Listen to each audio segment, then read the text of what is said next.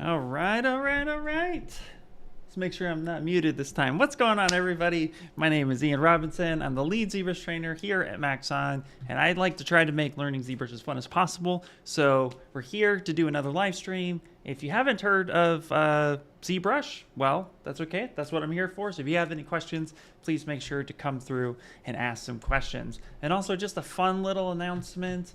We're going to be at Lightbox this weekend, so if you're in the LA area, or Pasadena area rather, and you're going to the Pasadena Convention Center, we're going to be at Lightbox, so definitely come and check us out. What's going on, Andrew? Oh, thanks, man. Appreciate that. Been doing a lot of fun work with this piece, so it's been really good. Let's get some music going, because I like to work with music. That's how my creative juices flow. But let's make sure it's not too loud for everyone else. Yo, Jacob from the Discord. Hey, what's up, Jacob? Hey, man, how you doing? Irene, how you doing? Welcome, welcome. Also, too, I usually have Google Translate open just to make sure that I catch everyone's comments. So, 1 second, make sure. Have a great evening, comrades. Absolutely, you too. Thank you, thank you. All right, so today I thought, well, last week, I wanted to make some more weapons for the other turtles that I'm going to be making. So I want to do that. But if you guys have any questions too, always feel free to jump in. Let's get the ZBrush glove on and let's get going. I've actually been working on this model for on and off now for a little bit. This has been a long-term personal project. I've always wanted to make a Ninja Turtle, and now I have. And I do want to eventually get to posing, but I thought let's make some other weapons first, and then from there we can go through and so forth. But let me also just touch quickly on where I'm at with this character, and a little cheat for those who want to like do animation ready characters, but you also want to have a little bit of pose in your life. So check this out. So right here, I actually have this bandana. So in the previous stream, I had them kind of going off to screen left, his right. But then I was like, I need to actually make this so that I can, at any point in time, you know, snap it back to be rigged at some point. Because now that's kind of the goal of this. I'm still going to 3D print, but right here I actually have bend curve activated. And what's cool about this is that at any point in time I'm fiddling with it or whatnot, I don't accept this. I just leave this be, because if I need to then take this exact model, let's say this band is 100% approved, they love the band, they want to rig it. Now all I need to do is just come here and hit reset, and now I have the straight bands that I wanted. And what's neat about this is that all I have to do is Control Z to get the look back that I originally had. So in your freedom to help control and kind of move around, you want to be able to always have some sort of non-destructive method. And until you apply any one of these deformers that you use, until I hit accept, it's always able to be edited as long as we don't move the gizmo point. If I move the gizmo point, notice the little cog wheel went away. But if I can Control Z, I can get that back, and now my cog wheel is now orange again. So just a little quick tip on how to keep things a little non-destructive when you're using deformers like bend curve. So, and the switch back and forth is really simple. Just hit the W key a bunch, and it's going to switch between the actual deformer itself and also the gizmo. So just in case anybody was curious. Now that being said, let's make another weapon. So I think I'm going to be making a nunchuck today. So I'm going to stamp this. We didn't get very far last week, so I'm just going to start over, which is fine.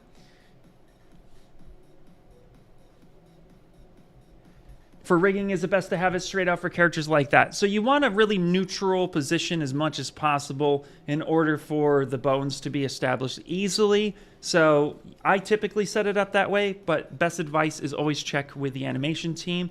But just think about if you're going to rig it, if it's posed, it's going to be really difficult. So for something like this, I would recommend, yes, I would recommend it's best to have it so that it's out in a way that you could do stuff. You know, they may want you actually to have it a little bit more, you know, straight back. Just always check with the animation team. But at the end of the day, having a nice straight sash like this would make it easier to rig. Absolutely. Oh, thanks, man. Appreciate it.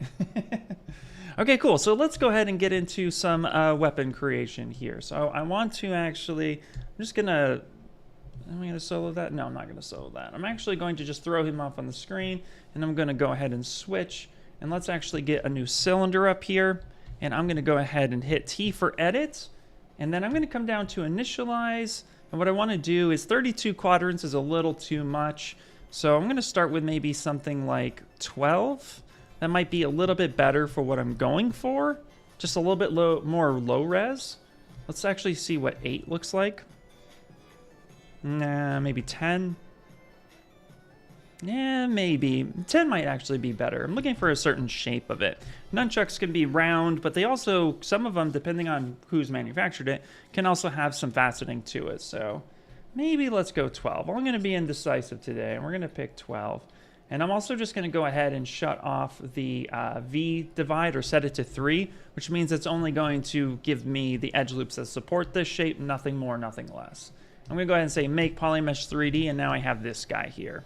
And all I'm going to do is I'm going to come in here and stretch this out to kind of give me the base shape of what I'm going to need. I can adjust all the other sizes later. I don't need a whole lot. And, oh, thank you so much. Yeah, I try to explain it as best as possible. Good advice on rigging for the bands for sure. Yeah, absolutely. Okay, cool. So, okay, I'm going to want this. Now, I am going to want some cleaner topology real quick. So I'm going to give you guys another old school tip. This one's going to be fun. So in the last stream, we talked about N-Gons and how they can be kind of problematic, especially when you're doing, like, let's say, something like this, where you're trying to divide, turn on dynamic subdivision, and now I'm getting this kind of collapsation at this point, and it looks really gross, and I just don't like it. So I want to be able to actually give me some more love on this area here. So what I'm going to do now is I'm going to introduce MeshFusion. And so with MeshFusion, it works off of Polygroups, which is the big one. And so I'm going to go ahead and say Group by Normals, which is found under Tools, Polygroups, and Group by Normals. And now what I'm going to do, usually you can create like your own mesh on this by, you know, ZRemeshing a certain way, which I've shown 100 times. But with this one, what's really cool is I'm going to load a brush courtesy of Henry Chervenka, who has a actual retopo brush for this specifically. So this will actually be really cool. And you can actually find this at his ArtStation. In fact, let me actually link that brush to you as well, because you guys are going to love this one here. So I'm going to come here, go to Henry. Let me just quickly load up the store in which you can get it from, because this is really cool. So shout out to you, Henry. Thank you for this awesome brush. There we go. We'll just close that down. Okay. So now what I'm going to do is go to geometry, and I'm going to turn off smooth. This is important. The smooth function has to be turned off for this. Now remember I said that we were going to do about 12 segments here. So what's cool is with this brush loaded, it has everything up to 100. So I can literally just come here and say, you know what, grab that. Was it 12 I said? We'll find out. We'll find out here in a second. Nope. Maybe it was 10. I almost forgot. I forgot what we said now. I could also just count it. That would be fun. Okay, I said, okay, hold on. Let's do this again. Yeah, 16 was, what did I say? What did I say on that side? Let's just count. 1, 2, 3, 4, 5, 6, 7, 8, 9, 10, 11. 1, 2, 3, 4, 5, 6, 7. Oh my gosh, which one did I pick? And just like that, Ian blanks out on what he did today. Did I say 14? I guess I could come over here. Just come back here. What did I say earlier? Doesn't matter. It doesn't matter. Okay, so while you watch me fumble for a little bit, let's actually do this real quick. So let me just show what the feature actually does. I think I might have said 14 on accident. Let's find out. You can actually tell because things will line up right. Wow. Okay. Well, let me just show this feature before I distract myself with too much. So you drag this out, which is the whole idea here. Come here, drag it out. Ah, it is 12. There we go. It's 12. I just needed to angle that. Very good. So it's 12, and now you'll mask this section out. I'm going to control drag, and I'm going to control drag again, and it rebuilds this mesh for me just like this, which is super awesome. Now, I could, of course, come in here and drag this out. Now, I'm holding Shift, right? So I can actually angle this in any way that I would like to make this as straight as possible. Give me come here, control drag, and that repeats that process. And that is a lot of fun. And I can come through here and do this again. This will actually get rid of those N-Gons and now create a much cleaner mesh for me. Now I can modify this as best as I can by coming in here and actually doing, you know, like a delete edge loop. So I don't need this edge loop here. So I could just delete that edge loop on top, keeping my mesh super nice and clean. and then I'm good to go. My mesh is actually a lot better and a lot more uniform. So again, I picked my segments 12, I then dragged out that shape, and then from there, it actually was able to then do that control drag. So if I wanted to do that again, I could do this here, drag this out, and it'll rebuild that. The reason why I wanted the segments and I was quadruply checking myself was the fact is that I wanted to avoid this kind of weirdness that happens with, like, this isn't what I would call clean mesh. This is a lot cleaner. So this is just something more I can work with, which is more usable for me. So there you go. Hopefully that answered. 4 times 3, yeah, exactly. I can't do math today, but thank you. We come here for art. Oh, I apologize. Bear with me. Okay, so now let's actually, I want to actually create like a cap on this guy. So I'm going to want to have caps. I'm going to want to have wraps coming around, very similar to what I did to his arms. So in this case, what I'm going to do is I'm actually going to save this too. I'm going to come out here and save this. And I'm just going to put this on my desktop somewhere, and I'm going to call this my Nunchucks Perfect 001, just in case I want to save a different iteration. And that's going to be good. So this is going to be the main one. Now notice too, if you're new to ZBrush, the very first subtool gets the naming convention of how you save the ZTL. So in this case, what I'm going to do is I'm actually going to Control Shift D and duplicate this as my base mesh. So this is going to be something I'm going to call back on at some point in time if I need to. And this one, I'm going to call this, I'm just going to call this the Nun of Chucks. You can call it whatever you would like, but that's what I'm going to call it today. And now I'm going to use ZModeler once again. And what I would like to do now is I'm going to focus on these 2 parts right here. So I'm going to come in here. Let's actually come in here. Let's grab an edge. Let's go Polygroup. And I'm going to pick a new Polygroup on just this edge. And then I'm going to repeat that here so that it actually has this cap segment. And then I'm going to go ahead, come over here to QMesh, and we're going to drag this out. And then I'm going to press and hold Control, which will give me a new piece altogether. And then from there, I can actually isolate this, and I can come down, invert that mask, and then split hidden. And now I have my top cap. And I'm choosing to name as best I can.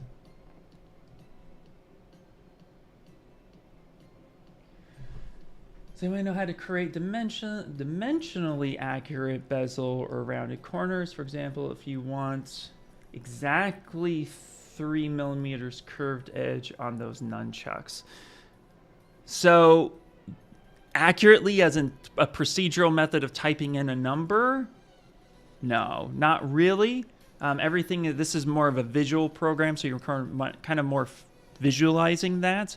However, you can check your measurements by, like, if I come over here and I bevel this out and then I have a scene scale. In this case, units is always set to millimeters by default because the scene size is 2. So I can check this, which I'm sure you're probably aware of.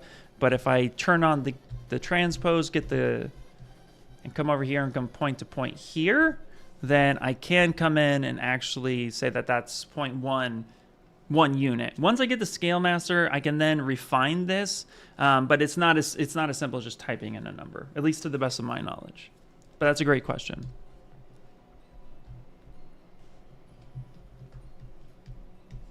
There we go. We don't need that thing on. Okay, so now I do want to create.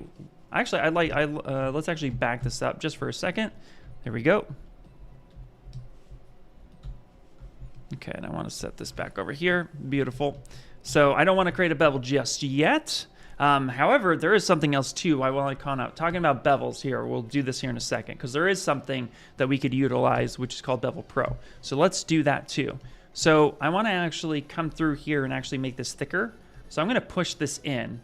And the reason why I'm going to be pushing this in and not pulling this out is I actually do want to see how deep this goes. And it's really easy to push it in and check that flip normal.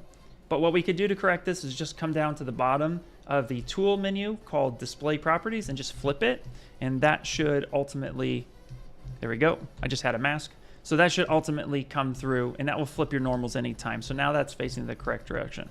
Now, if I want to create a more accurate bevel across everything, I can actually use Polygroups for this. So what I can do is, first and foremost, what I want to do is actually come over here to Polygroups and group by normals. And I do want to give it some topology, because right now the topology is very low res, which is not something that I want. And yes, I could just come through here and do this one, and then I could come in and just tap this edge, and that will give me the repeated bevel easily. But kind of going a little bit more into what you were asking earlier, Imperial, what we could do is, now that we have some polygroups, let's actually come through here.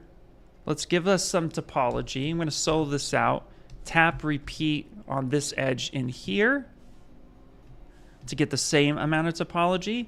Come in and do this section. So I'm just giving me a little bit of TLC. Okay. Now what we can do from here is actually come up to Z plugin, and we can do BevelPro. Now, real quick, just going to save this real fast. I always say before I initiate a major plugin, I just think that's a better approach. So here we go. We're now into BevelPro. And what you could see here, this operates, if you've never seen this window before, this window operates very much like ZBrush. So I could just come here, alt-click. I like to use my mouse at this point. I just find it easier. So now what we can do is take a look here. We have a few options. So we have a bevel amount. We have the bevel smoothness, the polygroup angle in which it's recognizing. So anytime there's a polygroup change, what's the angle in which it's detecting that? I could literally throw this down to 0, and then if I had any type of polygroups that are on flat surfaces, it would start to ignore that. Or I could kick this up all the way, and then it would engage every angle. So, and then I can keep it sharp. I can also change this from a chamfer or a bevel. So if I want to quickly right now, you're just seeing pink here. And the pink in this is actually telling me what that cut looks like. And it's giving me some information. First information is this blue line, which is kind of it calling out my center point here. And then I have a red line. I have 2 red dots, sorry, not lines, dots. And these dots might be hard to see because it also disappears when I zoom in. But this is also talking about and recognizing the normals that are there. So this is the cut that's happening. And we can view this actually by turning on auto apply. And now I can see what this is actually doing. And now I can make some of these modifications. So again, I can come through here and say, you know, my bevel amount, I want my bevel amount to be massive. So here I can keep this consistent. I could say I want this to be 0.35, and this will give me this. And you can see here it's now beveling every aspect. And then let's actually come through here on this bevel amount, and I can also change the resolution or the mesh offset. So this is another way in which I can come through here and get this bevel more consistent across the board. So maybe I want a small bevel. I can also polish by groups if I would like to, but that could be kind of fun. So, and when in doubt, if you do break it, then all you have to do is hit cancel. But here are the different features of what you can do. So I actually want to reset everything because I did break it, so there is a reset button.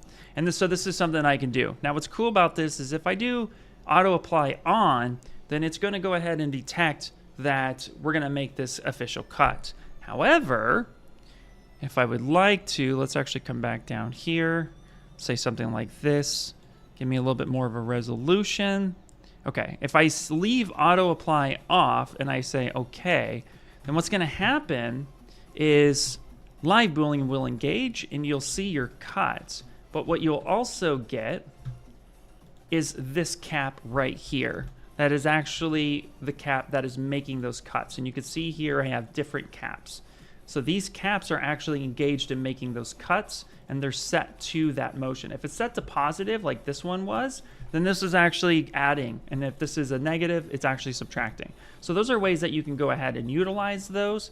That's for more complicated shapes too, though. Again, just kind of like an idea for you to go about it. For me, I'm just going to use the bevel and I'm going to kind of eye it. But that might give you a little bit closer to what you were looking for. Matt! What's up, Matt? Hi, good evening. Can you please redo the step where you flip normals? I don't understand how that flat surface became 2 surfaces. Absolutely not a problem. Let's actually do that. and I'm going to go back in time for this. So we're just going to use the history brush, going to Control Z. Okay. So we started out with this extraction of this piece, which is a single-sided geometry. And so what I did was I used the modeler, I hovered over a face, and I pressed and held the space bar. This engages the modeler, which is a brush within ZBrush, so B, Z, and M. And then from here, I chose the action QMesh, which is basically ZBrush's extrude, but on steroids. It's like, it does way more than just extrude out. It also detects edge loops, and it also tries to make your mesh watertight when possible. So it's a really good tool. So I use QMesh over extrude 99 out of 100. There are cases where I'll use extrude, and I can always explain that later. And then I use polygroup all because everything is the same polygroup, and I wanted to give this thickness. Now what I did was, instead of pulling out, so notice I faced on here and I'm pulling out on this mesh. Instead of doing that, I actually pushed inwards, and I used the underlining subtool to come in and tell me how far down I'm going. I wanted to make sure that I at least either intersected or got close enough to it so there's not like a huge gap. Okay, so now my normals are inverted. My normals are flipped. I do have two sides. I can see this internal structure, and I can also see this structure here. However, when I try to manipulate this normal will be busted, and even at render time, it might appear that it's correct, but it is actually flipped in, which could cause issues in future stuff like UV cutting or any type of production work. So a flip normal is not necessarily ideal. So I went down on the tool menu all the way to the bottom to display properties, and there is a button right here called flip or double. And what's cool about this is that if I hit flip, then it's going to take those normals and flip them, so now they are correct.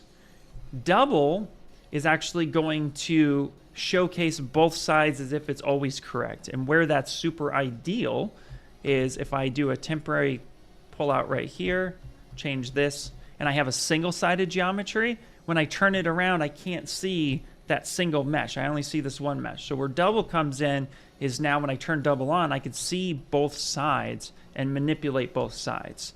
However, a common mistake is that you see both sides, you forget which way it's facing, you start extruding this out, and then when you're like, oh, I have double turned on, when I turn double off, I get this weird inverse effect. So it's just important to know you can come down and flip that normal. And in this case, now I have a normal facing normal and a flipped normal on the same subtool. So I can actually just either mask off, should be able to mask off. Yep, should be able to just mask off and flip. Nope. Let me reiterate that. Let me not mask off. Let me actually just select that, flip that one, and now everything is correct. I thought masking would work, but it did not. So that is the way around it. So that's how you can use a flipped normal to your advantage if you want to make sure something is as deep as you need it to be. It helps you see through the mesh, but you want to flip it back. Perfect. You're absolutely correct. Yeah.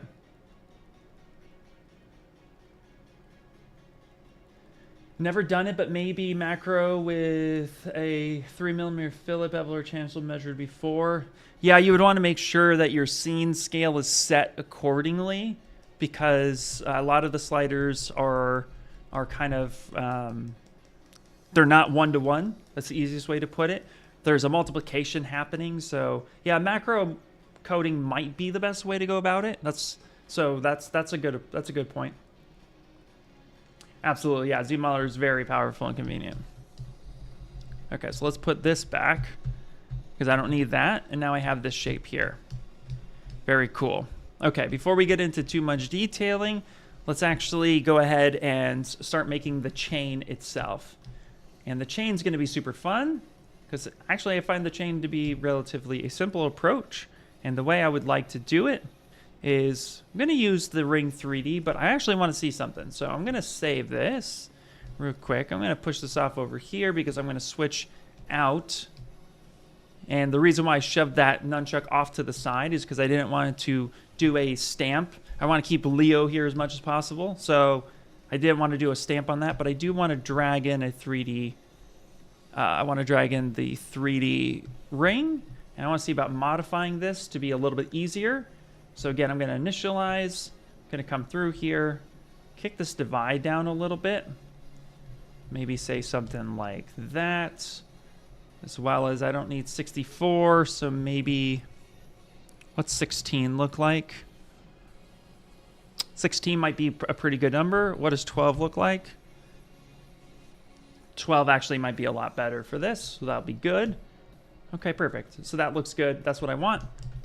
So now I'm going to come through here. We're going to rotate this around. And now I'm going to, with this ring, come up here to the gizmo. And we're going to get that gizmo cog. And we're going to say extender. And now we're going to go ahead and let's see here. I don't want any creasing. So let's kick this out. And let's do something like this. There we go. And then now here, resolution. We can say resolution of maybe 4. That should be fine. This will give me a little something that I'm looking for. And then, yeah, I like that. That'll be good. Let's accept that. Now let's come back to our nunchuck here. Let's come in here to subtool. We're going to insert. And now we're going to insert that new ring that we got. And now that's this guy. All right. So now we're going to come in here. And we're just going to go ahead really quickly. And all I'm going to do is I'm going to control drag this out. I'm going to go ahead and hold control. I'm sorry, shift and rotate that. So I have something like this. Now I want to do a few. Now I could do this. Boop. And that could be fun. That could be really, really simple. If I want an even calling on this, I want consistency throughout everything. Then what I can do is set this to the center. I'm going to go here, Polygroups to Auto Groups. And then I am going to come down to ArrayMesh. I'm going to turn on ArrayMesh. I'm going to make sure that we hold the transpose and we lock the position. And now I actually want to offset this, and I'm going to want to offset this in the, not Z. There we go. I'm going to want to offset this in that Y area. So it'll be something like this. And I want to get this set up to say something like, so maybe 1.6. Maybe 1.6. Yeah, that's pretty close. Maybe, actually, 1.55. 1.57. Perfect. There we go.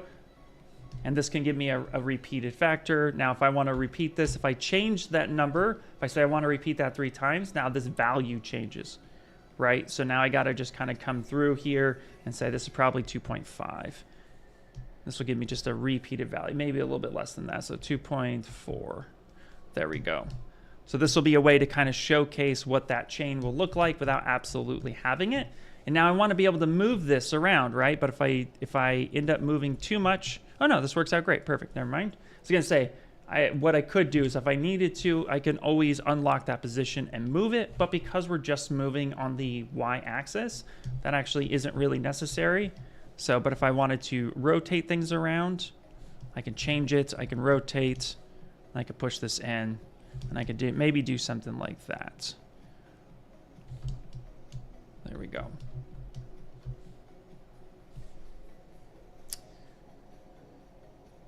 So great question. Will Z-Model ever support N-Gons? Well, the problem with N-Gons is that they're not really, can't really subdivide them.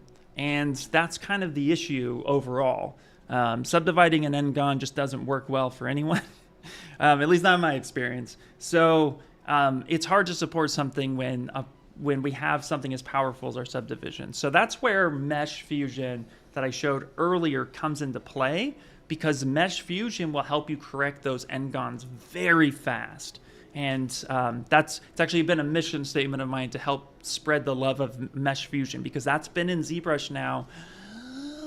Well, I knew about it 4 years ago, but I think it's been like 8 years, maybe longer that's been around. So it's definitely one of those aspects where it's like, you know, it's a really good, powerful tool. So instead of like trying to support something that doesn't play well, Not that we won't, who knows? I'm sure maybe that's something to talk about. But yeah, as far as I'm aware of, there's a lot of just, it's a lot more complicated than just a simple support. So that's how I understand it. But that's, I don't know. It's always something to ask though. So hopefully that answer was helpful, because I kind of rambled there for a second. Okay, let me see something real quick. I want to say maybe 2.35, and now space things a little bit. 2.3.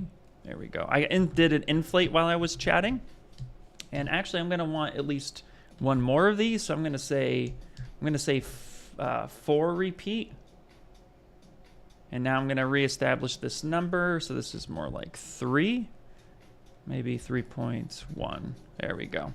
So now this gives me a more controlled, even spacing. And then again, I'm going to just kind of bring this up and kind of set this around. So you can make it as long or as short as you want. What's really cool about nunchucks is that I've seen a lot of people in real life use them in different variances. Some with long chains, some with short. It really is all what you know, it's your world, your design. As long as it twirls, you should be good. Okay, great. So now I have this. Let's actually come through. Let's make a lower cap. And with this, what I'm going to do is I'm just going to go ahead and showcase another way. I'm just going to Control Shift D duplicate, and I'm just going to go ahead and grab this. Also, hey Chris, how you doing? I see your comment. Doing great. How are you? There we go. So now I have this guy right here, and what I'm going to do is I'm just going to do a simple delete hidden. So let's go here to modify topology, delete hidden. I'm going to hide this one and just do a Control W just so that I have different polygroups, because I don't want a hole in this one. And same exact thing. What I'm going to do, actually, since this one is very much similar to this depth, I believe, let me see if I'm correct, but I believe I did a QMesh. And what's cool about ZModeler is if I want to do this exact same QMesh, just tap one time, and yeah, that actually it repeats the last action. But it went in a direction in which I did not want. So I'm actually going to just kind of do that instead. There we go. So now I have these 2 caps on here. And what I'm going to do now is come over here. And I just guessed. I'm just guessing arbitrarily at this point. I feel like it's close enough for what I want. So now I'm going to come in here. I'm going to add a little bit. If I need this to be a little bit bigger, I can always pull this out and hold Shift, and that will also kind of repeat that action. Or I can just start QMeshing, do that, and I can delete this one. We don't need that. There we go. Okay, great. So that should be pretty close. A little cheat for checking if your work, like if you want this to be the exact same size. What's cool, actually, eyeballing that original one is pretty cool. There's this, it might be hard to see, but there's this white line all the way across. Sometimes what I'll do, and I'm not even kidding, is I'm going to come up here, and I'm going to use this white line as a measuring tool to see if this one is about as solid as this one. Now, I could have just duplicated this one and then done some like close holes and stuff, but I didn't want to, so I didn't. So in this case, I'm actually choosing to just come over here and I did the action, and it was actually pretty close. So I'm happy about that. But that's a little fun thing you could do as well.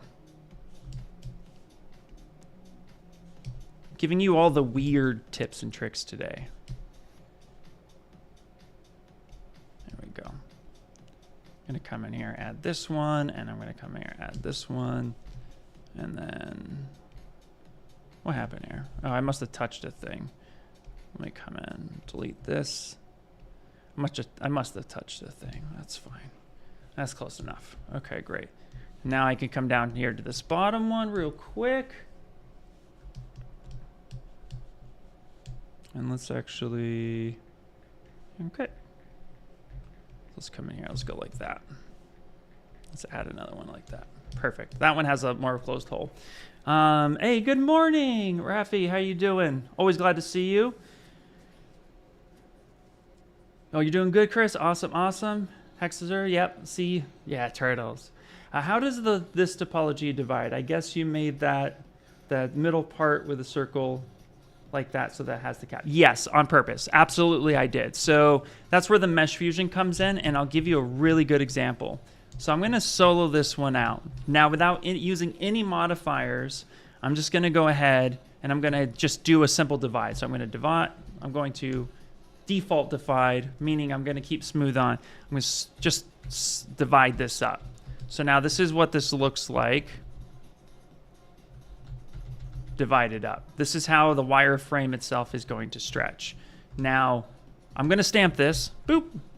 And now we're going to take a look at one that isn't as clean. So I'm going to insert a normal cylinder, and this one only has, you know, a basic vertice, and everything extends out from here. So without any edge loop support, if I go to divide this, you start seeing how it starts kind of pulling, and this now edge loop that was created is now kind of warbling, and it's becoming weird. If we look at the mesh a little bit more closely to what this mesh actually looks like, if I were to come in and just hit delete lower, you can see here that this mesh is being pulled and it's being, you know, torn in a way that is actually leaving an imperfection. So let me get better material for this. So this is kind of that imperfection look, where if I were to come in here and go back to this cap, if I turn off, you can see how smooth this top surface is. And if I keep subdividing, it gets smoother and smoother to the point where now it's just a really nice, clean mesh when it gets subdivided. Here on this guy right here, when I keep doing that, eventually it's going to get to a point where it can't do anymore, but you see all of these kind of warbles. It's very so faint, but everything is being pulled by this one vertice here in the middle. It's just not super clean. So when I want something that's going to have nice topology, edge loops that support and work off, that are truly quad, or it's all quad base, just gives a nicer result, where this mesh originally started from triangles. And, you know, depending on what the result you're going for, I just want a super clean surface that eventually too is going to be easier for sculpting, because at the end of the day, this vertice here in the middle, even if I were to divide up, and I were to come in here and start sculpting, you know, I could get some decent, you know, I could subdivide this up. This is at 500,000, and you're seeing all this tearing as I'm sculpting. So it's not super ideal for sculpting on it, right? But if I were to come back to this cap, and this cap here is actually only 200,000 after I've subdivided a bunch of times, and you can see here, I'm just getting a much better, cleaner results. So it's a lot easier to work with this mesh than it is to work with this mesh, and this is twice the topology in theory, but in reality, it's just giving me so many issues. So that's really what I mean. Hopefully that clarified that. It's really a preference on what I want.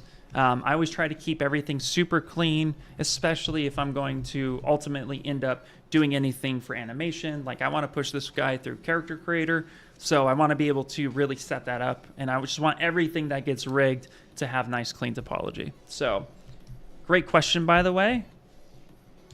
Hopefully that answered that. I'm going to come in here and restamp Leo so he hangs out with us for the majority of the stream. He's done, by the way. Like, I'm really satisfied with him. Aside from, like, you know, any type of tertiary details, he's pretty much cooked and ready to go. So now it's all about, like, creating this chain ultimately. So now from here, let's see. Let me check that real quick.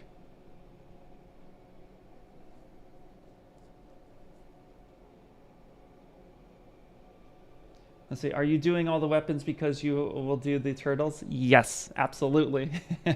Is there advantage using ZModel over other 3D software like Blender, for example? It's a great question. So ZModeler, in my opinion, is probably the easiest for me as an artist to use and do hard surface work. It acts differently than some other CAD or DCC applications that you're familiar with, like Blender, for example, or even Cinema 4D, which works a little bit differently. For me, it's such a powerful hard surface tool in ZBrush that keeps me creating, and it doesn't really have me skip out of another program. For me, jumping out of a program to do another task ultimately makes me feel like I'm leaving a room to do a task to come back into the room to continue. It's one of those mindsets of like, I don't want to leave my room to go do a thing and then just to come back into it. So I try to speed up my pipeline process. I try to ultimately just come in here and stay in one package as long as possible to give me the best results possible.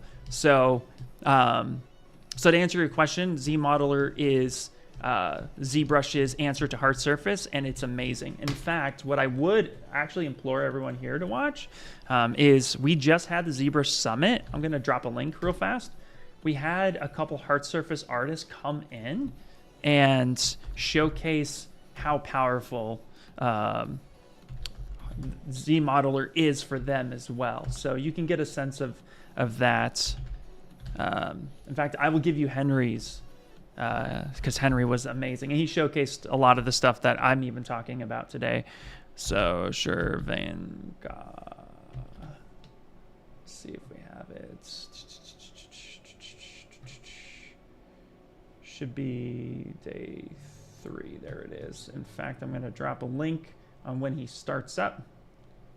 It's a really good watch. Absolutely. So here, let me do a share at the exact start spot for everyone and come in here and boom. Do I plan on doing any vids on CC4 workflow when you move the turtle over? I love the Pav videos done recently. Seems like a good marriage with ZBrush. Absolutely, yeah. I do plan on doing more work with that as well. I haven't had the time to go in as deep as Pavlovich has, but absolutely, especially since their plugin for, you know, posing just within ZBrush is super beneficial. So I do, yeah, plan on going through some of that stuff when I can get a moment. Okay, let's actually do something real quick. So I'm actually going to go back in time before I subdivided, because what I want to do, there we go. What I want to do is actually do some edge loop support here.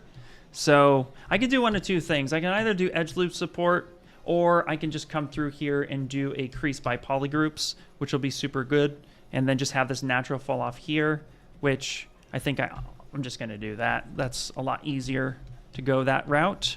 And then same thing here. Let's go back in time until I did the subdivision. Going to then from here, crease Polygroups, and then subdivide back up. This gives me a nice sharp edge, which is what I'm looking for these nunchucks in particular. And I'm going to actually make sure that my caps are subdivided at the same subdivision level, because what I'm going to do, and I could have done this beforehand, but I think this is super important, is we can actually merge things that are already together. If they have the same level of resolution roughly, and they're on the same subdivision count, merging them together actually keeps that subdivision count for you. So I'm going to call this my nun caps. Naming is really fun today. And like I said here, so I got geometry resolution. So my subdivision 5 is still there, which is perfect. And now they're merged together, which is awesome. So, and if I want to, just to be a little bit more, if I want to keep those polygroups at any point in time, I'll just group by normal, and that will give me a little bit more of cleaner. This way, when I move into something like substance, this will actually help me come through and keep that, you know, controlled a lot easier. And now here, I actually am going to want to come on and actually do a couple cleanups on the edge real fast. So I'm going to add in just a couple lines here just to give me some edge loop support. Sometimes I'll take this manual approach just to have some decent fall off. And maybe add something like that. Coming down here, add this one in here, and then I'm going to add another one here. And I'm going to add another one here, actually, and then same on the top. Last minute decision. The reason for that is when I divide, again, I'm going to have some interesting fall off, and the bigger the spacing between that, then it's ultimately going to deform differently. So if I come in here now, that's just going to give me a little bit more of a controlled edge. So I'm okay with that subdivision. So then that gives me that base handle. And we're pretty much done for the at least block outside of it. Yeah, Henry rocks, absolutely.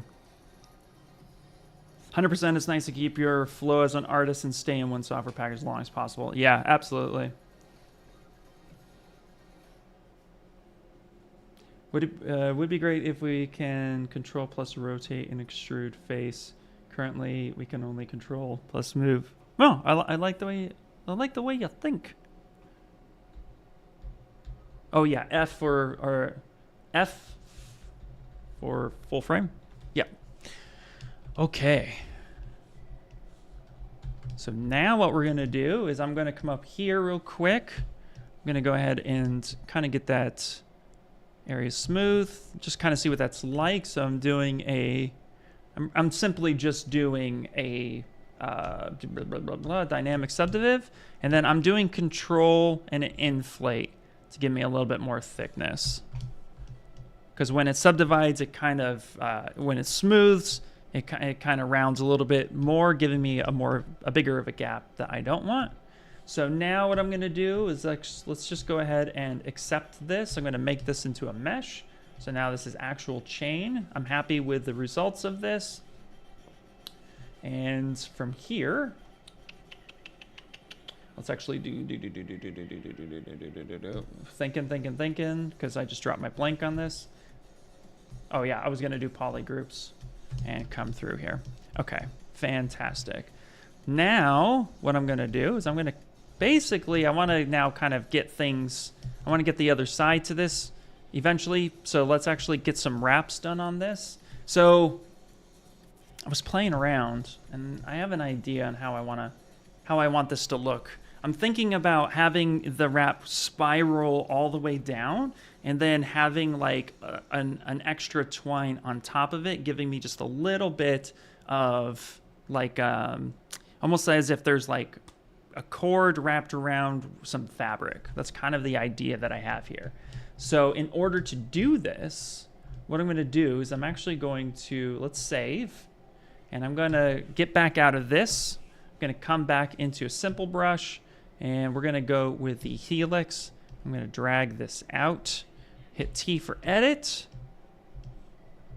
and I got this wireframe, and now we're going to do some initializing on this. First things first, let's go to radius, and let's literally get rid of this radius by grabbing this dot, throwing it out here in the middle of nowhere and letting go. That's going to give me a more uniform look. If you didn't know, you can actually come in and modify this however you would like, so you can get some really cool stuff. So we can actually drop that and get rid of those two. Anytime you make a change in initialize, even if you do Control Z, that change is still there. So you'll actually have to make sure you get rid of that. Now from here, I'm going to go ahead and we're going to drop the, we're actually going to increase the coverage. And I'm trying to eye this close enough to be the right size.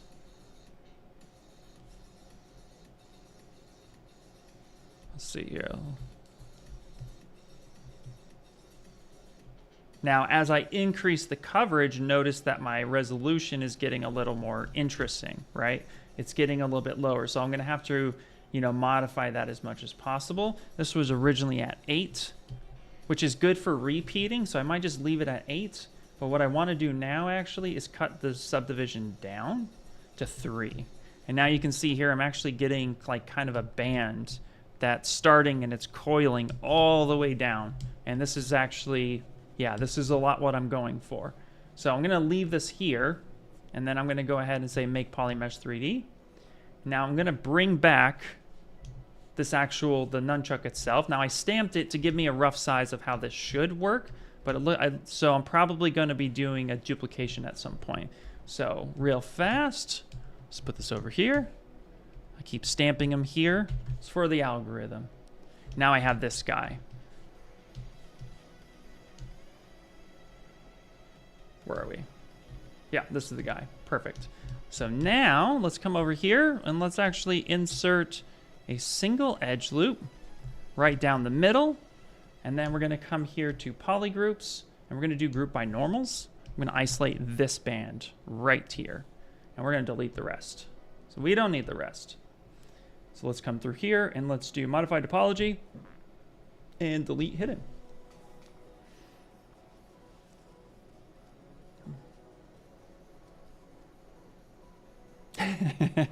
Yeah, Henry's tutorials are super awesome. That's actually why I shared them, because I actually went and got his brushes from him.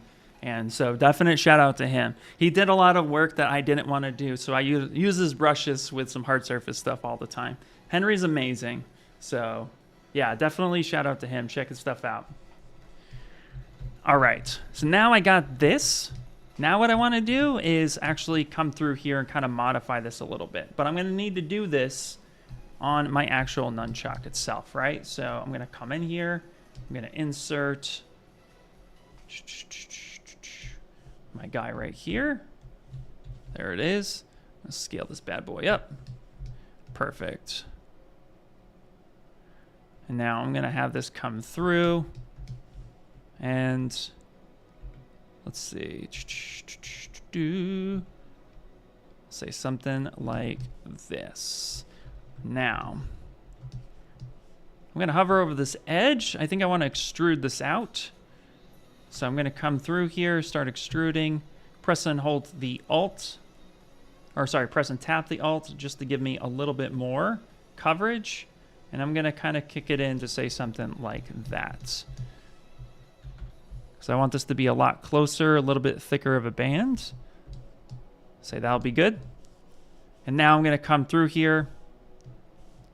And actually what I can do is actually grab that Z modeler back, come here, this edge, and let's actually say slide the entire edge loop.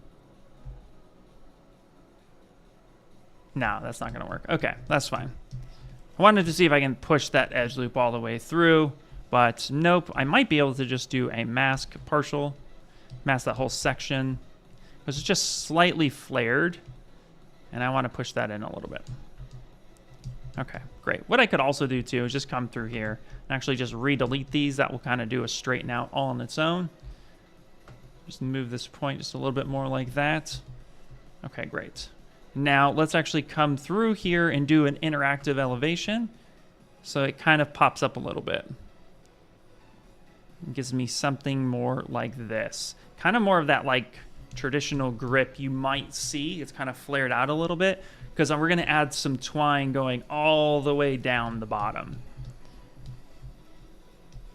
So now I'm going to come in here. Boop, boop, boop, boop, boop, boop, boop, boop, boop, boop. I'm going to push this in just like such. All right, say something like that. And again, what I can do, I can either do a control drag or I can do an array mesh. And if I do an array mesh, say something like this, let's go 1.75, maybe 1.8. It's getting it relatively close. You know what, actually, let's do this. I'm gonna do a control drag and I'm gonna show you guys why. So I'm going to drag this back down. So let's turn ArrayMesh off. See something like this. I'm actually going to kind of extend this a little bit so this actually works for me. I'm going to drag this so then it has something like that. And I'm going to rotate this around and push this down. Okay, let's solo this out so we can see what's happening here. So I want to keep that spacing as much as possible. And now I want to actually weld this together. So I'm going to come through here. I'm going to bridge these edges. So bridge this edge. Just kind of get this cleaned up. Say something like that. There we go. Maybe scale that down just a little bit, which is fine. This is also going to determine how our caps look. Okay, great. And now what we can do is we could just come in here and give it some thickness. So leaving solo turned off here just so we can see what's going on. I'm going to go ahead QMesh. Again, I'm going to drag this out. Actually, before I do that, let me see something real fast.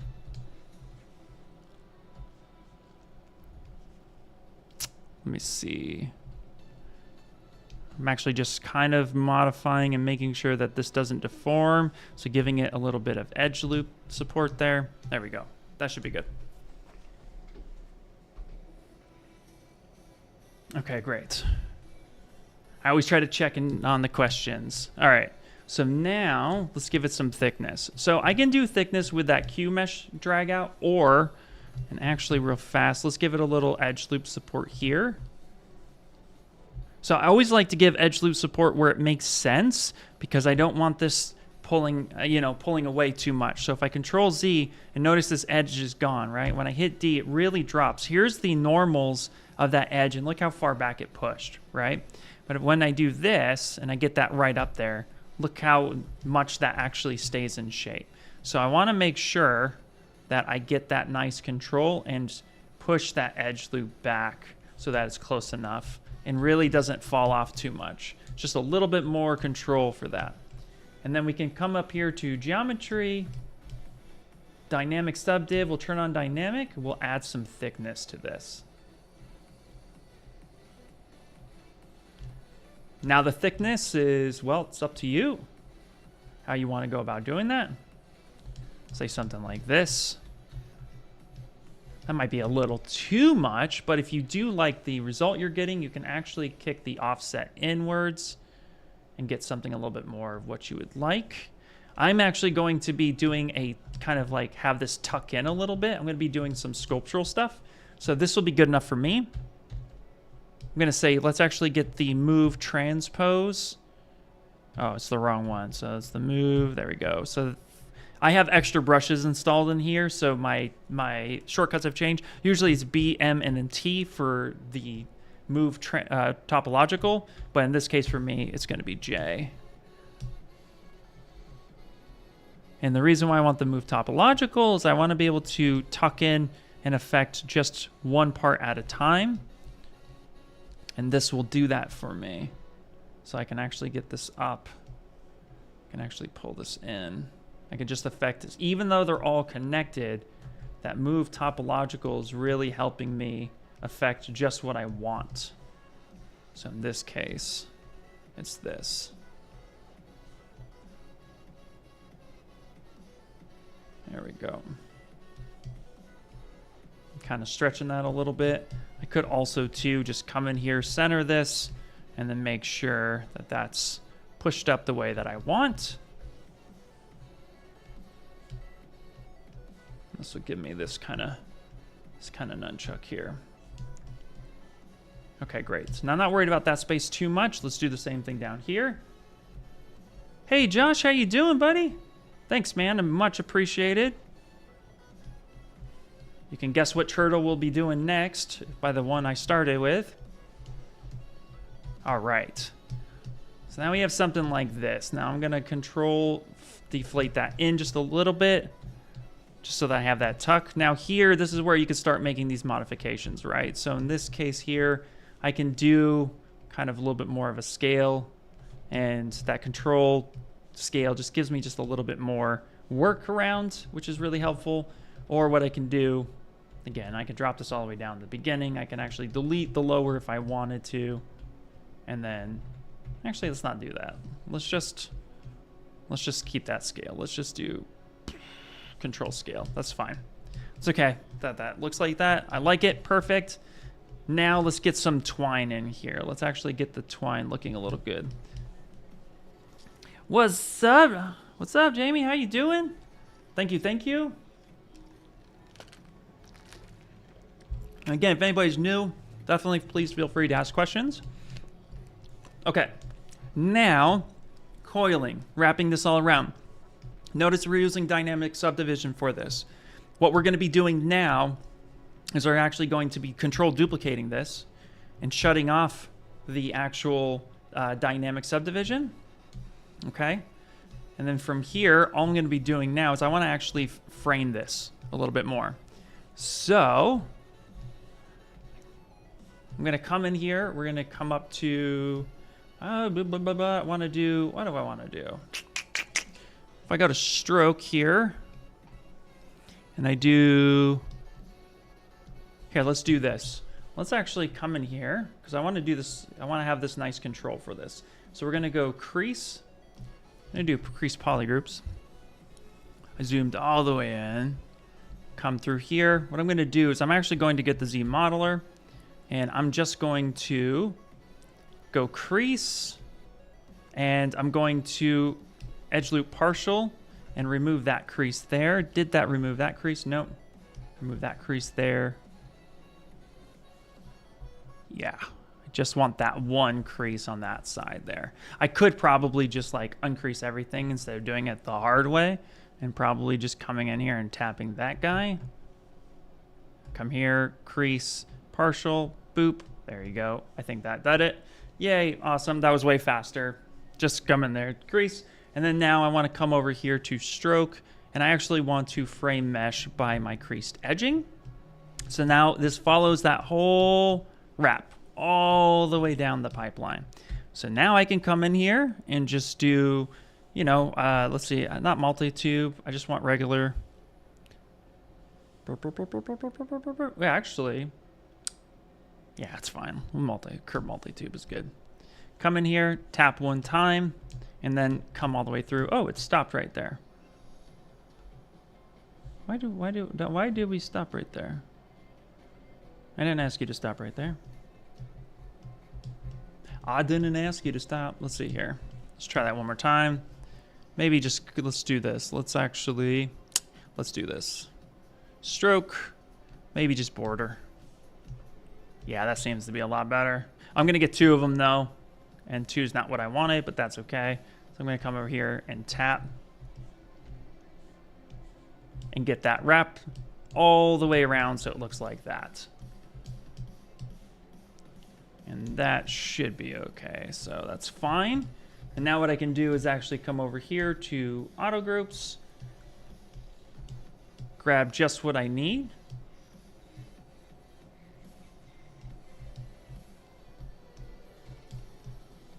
we got some funkiness happening here. Okay, that's okay. We could fix that. Not quite sure why that's doing what it is doing, but let's live a little. Should be good. So let's actually do this. Let's go ahead. Let's troubleshoot this. I'm just going to go ahead and modify topology and delete hidden. I'm going to take the approach I think would be beneficial here. So I'm just going to come in here, grab this one. It's a little bit of an unexpected thingy. That's okay. I'm going to grab up. Did not mean to do that. Grab this edge loop right here. I'm going to grab here, come in, do polygroup. That's fine. We're going to do the same thing down here. All the way down the rabbit hole. And let's actually grab that guy right there. Grab that one right there. Let's do this. Let's come over here. Let's see what auto groups does for us. Boop.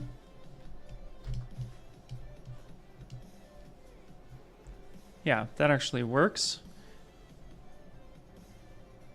And let's actually do the same thing right here. Let's go boom, boom. Let's do auto groups. Just get rid of that. Hit F. There we go. Okay. A little bit of a workaround, but that's okay. It did what I needed it to do. That's fine. We can just go ahead and delete hidden. And we can even say close holes, because that will be fine, just like that. Now what we can do, we can add this in, and we can blow this up. Have this come through and kind of do that wrap just like such. Now I hit Control Shift D. I'm sorry, not Control Shift D. I hit D for dynamic subdiv, and it remembered that the thickness was applied on this one. And so in this case, it actually benefited. I inflated it and then hit the dynamic subdiv. That thickened it up for me naturally. So I just Control Z, the undo, and then redid it. This actually looks good. So I'll say apply to that. And now I have this wrap here. So this is something that we can go about. Hey, Creation Crib, thanks, man. Much appreciated. So now we got this, which is awesome. So now we can just come on in here. I'm actually going to do myself a favor. I'm going to try to get this centered as much as possible. So I'm going to come up here to Transpose Master. So let's go to Z plugin, transpose, nope, wrong one. Transpose Master, T-pose mesh. Boom, perfect. Okay, great.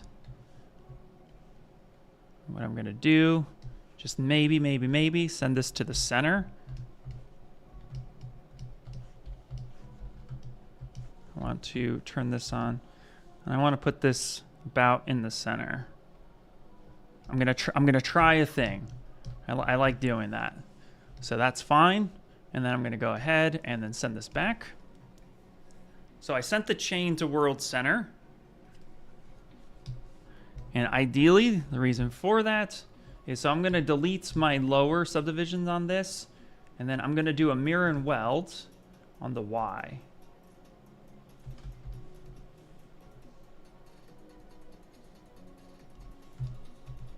So that gives me that. And then I can reconstruct those subdivisions. So now everything has those subdivisions. On this guy right here, same thing. And now I'm just gonna go ahead and really pop that up there so you can see what I'm doing. I'm clicking that X, hitting that Y, and then mirror and welding. Alt tapping on this thing. There we go. And then with the chain as well, see what that looks like. That didn't do what I wanted it to do. That's okay. We can actually fix that. Of course, it's not going to because it's on the split side. But now this has everything kind of in the middle where I would like it to be. Let's put that there. We can always add a couple extra, so I can do this. Come through, grab this guy here, and we'll just manually duplicate this. Probably could have thought of this a little bit better of an approach, but this will be close enough. Same thing here, Control Shift drag, Control Shift A expands. I mask that off, Control drag, move that down, get that pretty close to what I want. So now this whole nunchuck is world center. And then let's just auto group this so that all the polygroups are different. There we go.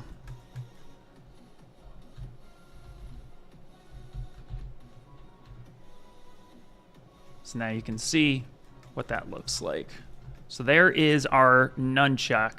And then, of course, too, we can always like combine things, make it as simple as possible. Let's actually come over here. We got the caps. We have, we'll call this the string wrap. I don't know the technical terms for this. And let's call this this will be the leather wrap. Leather wrappy wrap. Control Shift A expands everything that is not welded to each other. Great question, by the way. So right here on this chain, so if I come here and call this my chain, boom. So there's a few different ones. So everything is a different polygroup, so everything is not welded together. So if I want to quickly select these two chains here, I can just cover over those, which just selects that. Control Shift A expands just those two right then and there. Control Shift S, if I were to do this the other way, S will shrink the topology. Control Shift X, as in expand with E. So then that would expand that, right? But to quickly just get something like this, Control Shift A, it's way faster. And then that helps me just isolate those items. And then I can actually come through, invert that mask, and now I'm good to go. Although I also have Control Shift tether to switch keyboards. So you might see a random keyboard thing pop up. But yeah, great question on that. So now I have this. Hello from Ghana, Ian. Hi, how you doing, Pappy? Welcome. Okay, great. Oh, cool. So there we go. Nunchucks are in the bag. So let's actually just save this real quick. And now we can come through here and maybe give it some color and maybe some materials, and then we can move on to the next one. So let's see here. So, let's get some color in here. So first things first, the chain itself.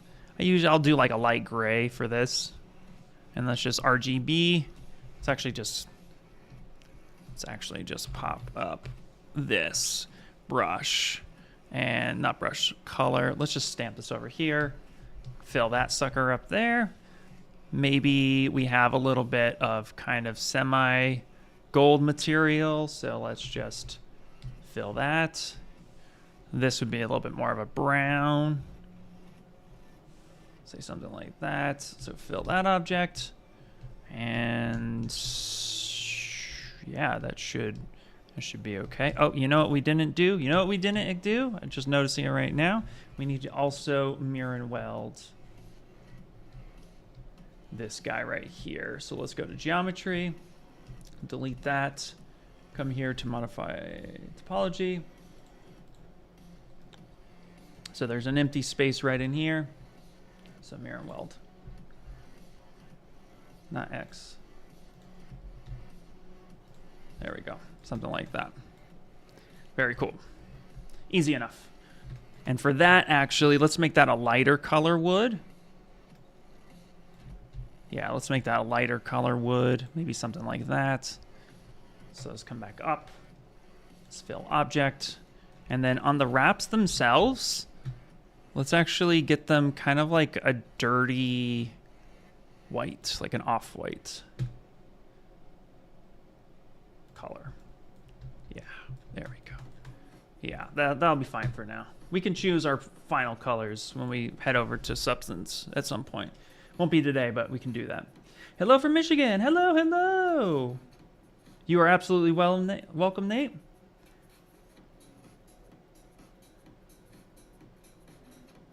This handle wrapping technique might be helpful for Mike Sherma's modeling of his bike handlebars. Woo! Yeah. Oh, yeah, absolutely.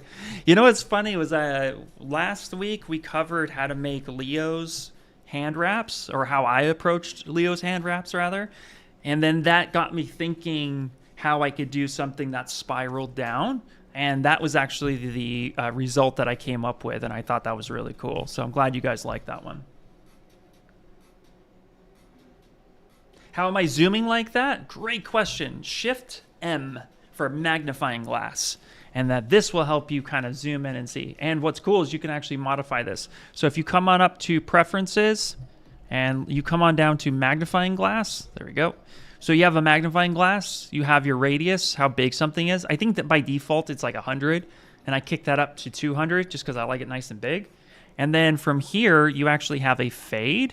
So it's designed to be, you know, like a magnifying glass, center focused, and things kind of fall off. Except for, I realize that sometimes when I'm streaming, that might be a little hard on the eyes for you to see.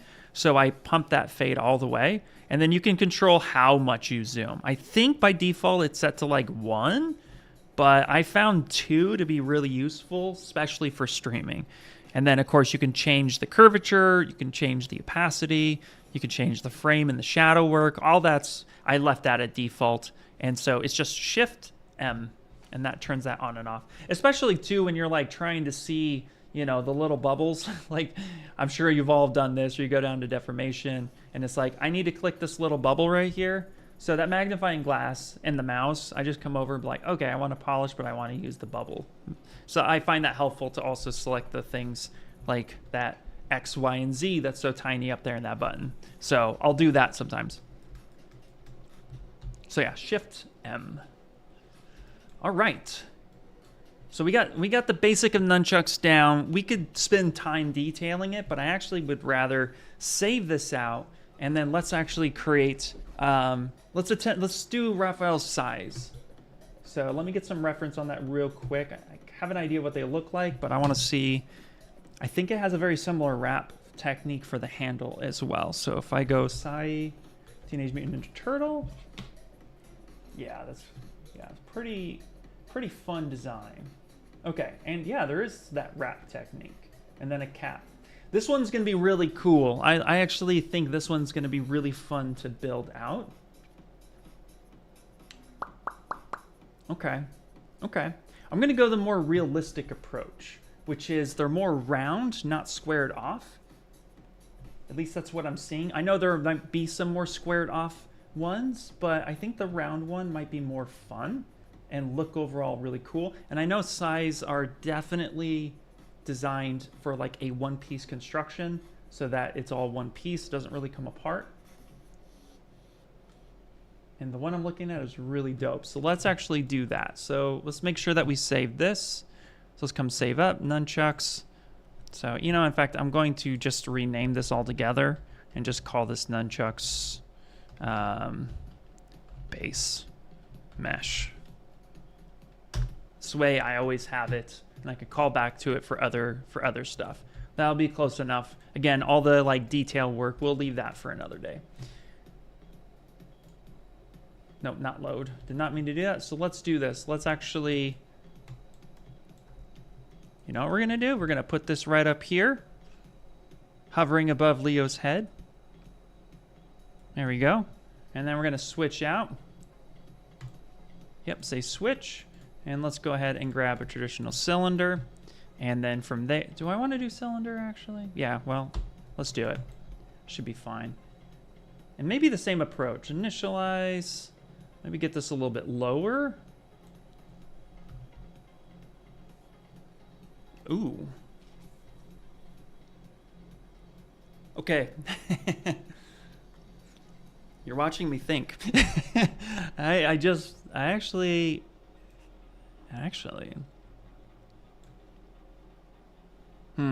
I'm wondering if this edging would work for what I want to do. You know what? Let's try it. What's the worst that happens? We break it, right? So let's do this. Let's combine this, and then let's push this all the way up. Okay. So we'll call this the main blade. Because here's my thought. That rounds out pretty nicely.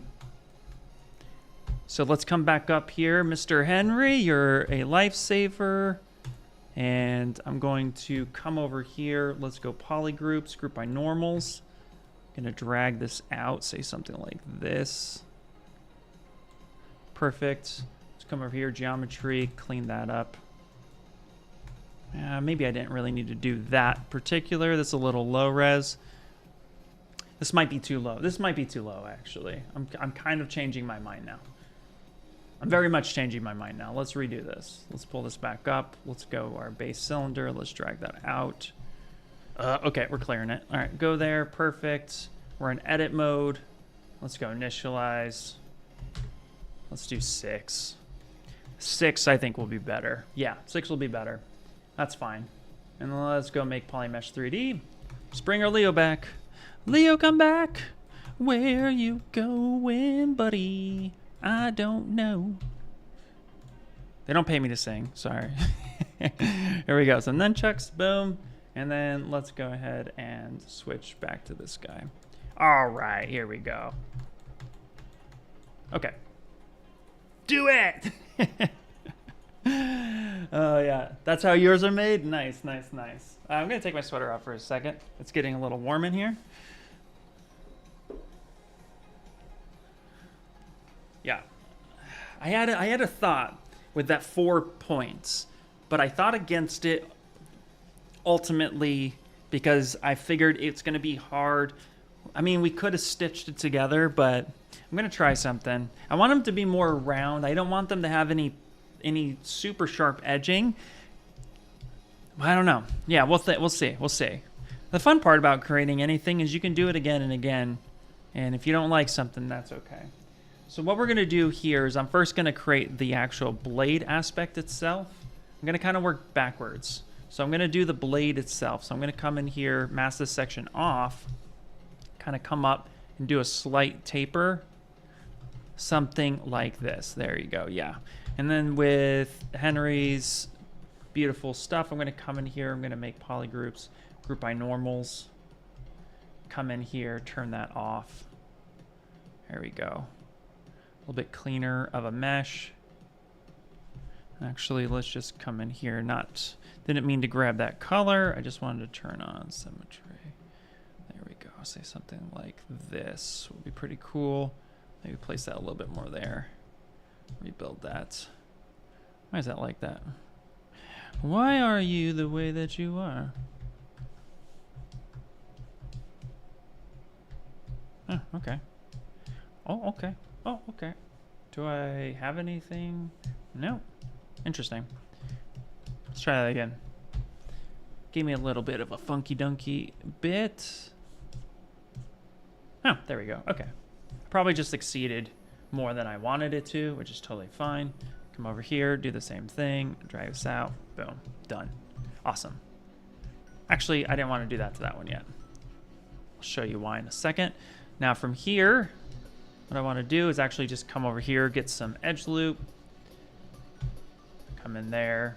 Let's do insert, single edge loop, kind of make that a little bit bigger. There we go. Make that one piece. Okay. Now this will deform a lot nicer when we get to that point. So I'm pretty happy about that. Now let's work on the bottom aspect. We can always make things a little bit longer. So I'm going to come in here. You could do an auto temp, but because I did a temporary selection based on those groups, but because my polygroups are overall different, I don't need to worry about this so much. But sometimes in order to just get parts of your mesh built out quickly without always having to go through QMesh, the gizmo is your best friend here, because what I can do, so let's clear this up. Let's just do a mask reversal. So I'm going to control drag this out, then press Alt. That's going to inverse that mask. And now I'm going to just center that back to this world. I'm going to control drag this out. And now I'm going to flare this out. This is how I block stuff up so fast. Come in here and do something like this. Then I'm going to control drag again. I'm going to just bring this back down. So then I get this shape here. And then I'm going to control drag again and bring it down until I say something like this. Now, of course, we'll need to make some modifications based on the hands, which is also why we didn't spend so much time detailing the nunchucks. You kind of want just like an overall idea of what that's going to look like. Say maybe something like that. Okay, great. I can always make this a little bit longer at the top. Okay, now I have something like that, which is perfect. So now what we can do, we can come through here though, mirror and weld this so that we get the same polygroups on all the sides. And now I'm going to come in here on this side. I'm going to do a Alt tap, and now I'm going to QMesh this. I'm going to do symmetry, of course. So Control tap, bring this out.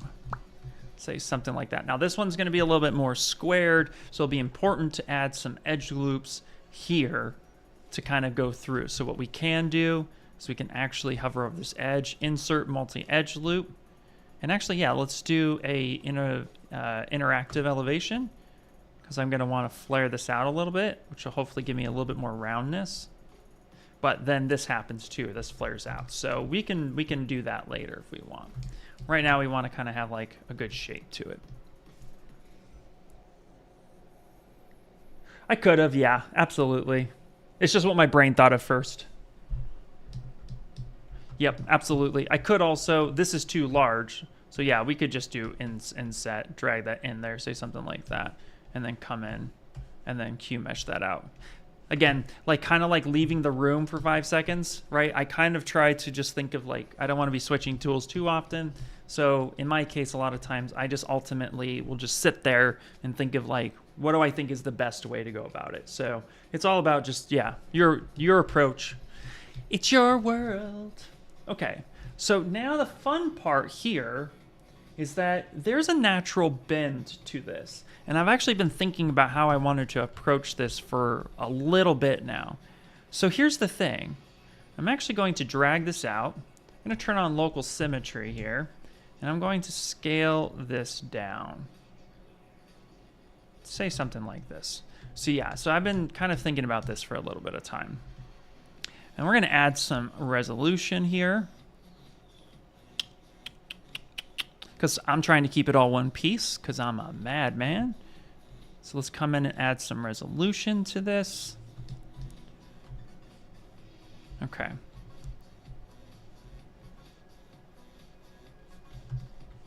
Let's see here. What brush did you use on the top of that blade to divide the section? Thanks. Hey, Art, not a problem. So I actually used a brush that was built by Henry Chervenka, and I actually have a link for you because he does actually provide that brush. It's worth every penny. So I like to preach any brush that I think is worth. I preach any brush that I think is worth it. So yeah, check that one out. But basically, it is called his. He personally called it, which is fun, his MeshFusion Retopo. And basically, all of these things here, he has all of these segments. He has all the way up to 100. Of course, skipping some of the more, well, actually, what is that? Yeah, he has 100. So he starts at 4. He doesn't start at 1. Starts at 4 and works this all the way up. It's a really cool way. And then again, the MeshFusion technique is super awesome. Hopefully that helps. Okay. So what I'm going to do here, I'm going to see something real fast. Where are we at?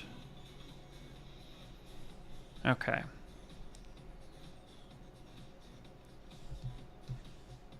Playing with an idea before I do another thing. Because I also... Okay, yeah, all right. I have an idea, and this isn't how I'm going to do it. Okay. Literally just said, let's not do that. Okay, what we're going to do, we're going to change position here because I don't want to do it that way. I don't want to do it that way. The way I'm going to do it is not good. So let's repurpose this here. Oh, I wanted to rename, not group. Okay, good job, Ian. All right, so let's do this. Let's just insert another cylinder. Nothing too crazy. Yeah, perfect. Okay. I'm going to scale this up. I'm going to come on down. I'm going to rotate this around. I'm going to come over here. I'm going to work off over here on this side of the world. I think this will ultimately work better anyway. But see, this is what I love about ZBrush. I just get to play, and it works. Okay, here we go. So we're going to do this. I'm going to mask this section off here and reverse that, tip that over. There we go.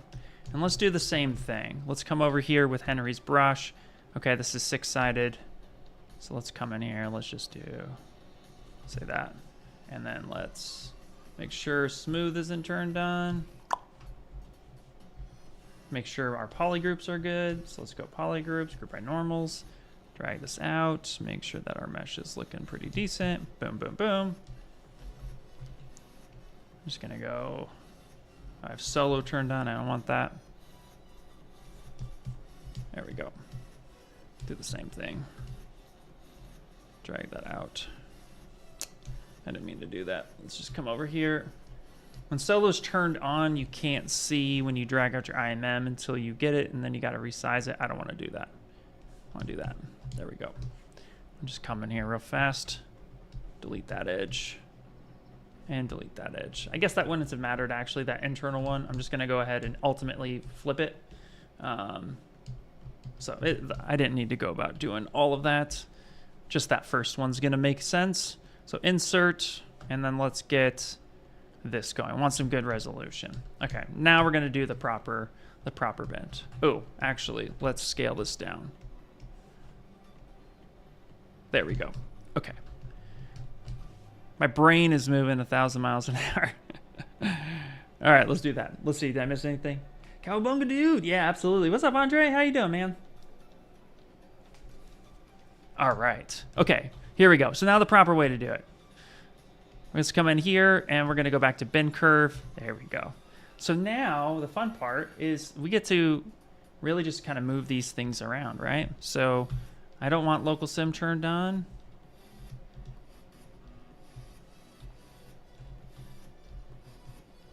No symmetry.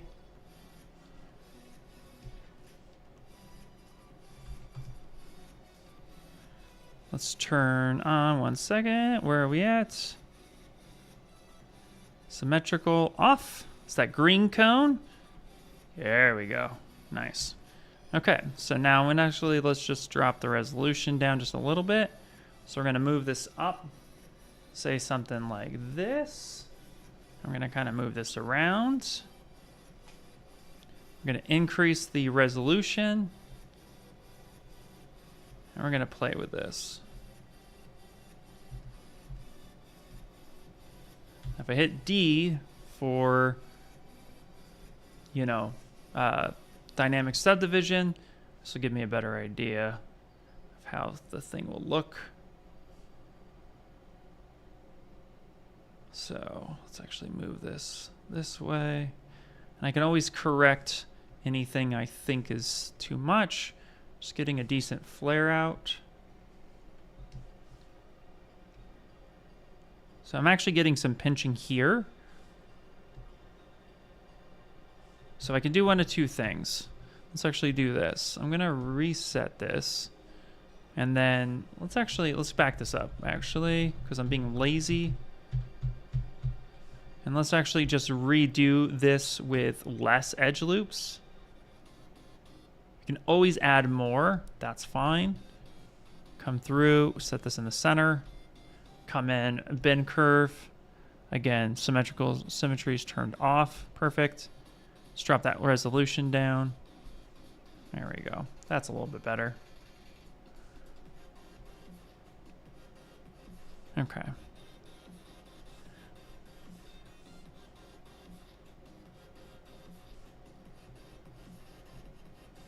All right, there we go.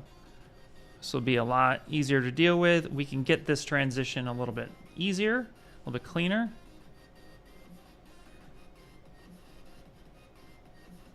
There we go. That works. Let's take a step back.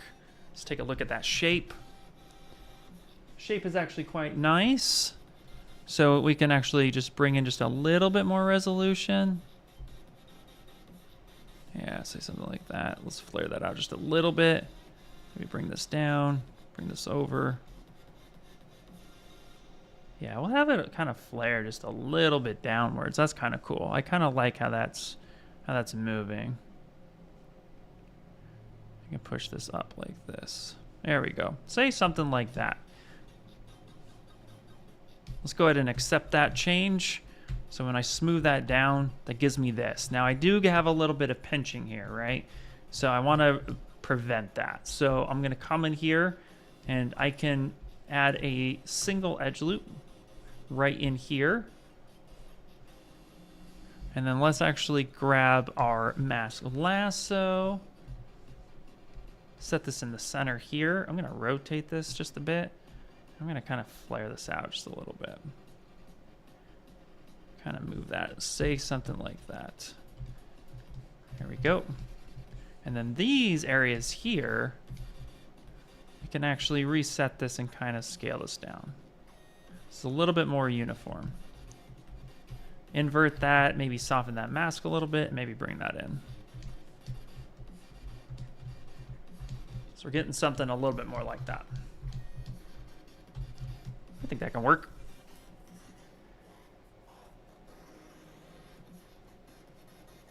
Yeah, you could absolutely, yeah. Very much so. I know, it was especially well, what we showed at the summit. If you guys remember what we showed at the summit, I can't wait to play with those more.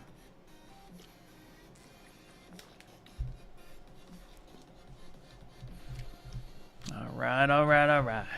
Okay, so now we're going to come through here. I'm actually going to pick all the wrong colors, apparently. I was just trying to turn off symmetry, man. And then let's actually do kind of a scale inflate down. There we go. All right, now let's give it some resolution here, because right now the resolution is quite bananas. So I'm going to come in here. I'm going to grab this guy right here. Just make this all the same. So this is the bottom cap here. I do want some clean topology for this. So again, this is becoming one of my favorite brushes. Let's go ahead and hit this.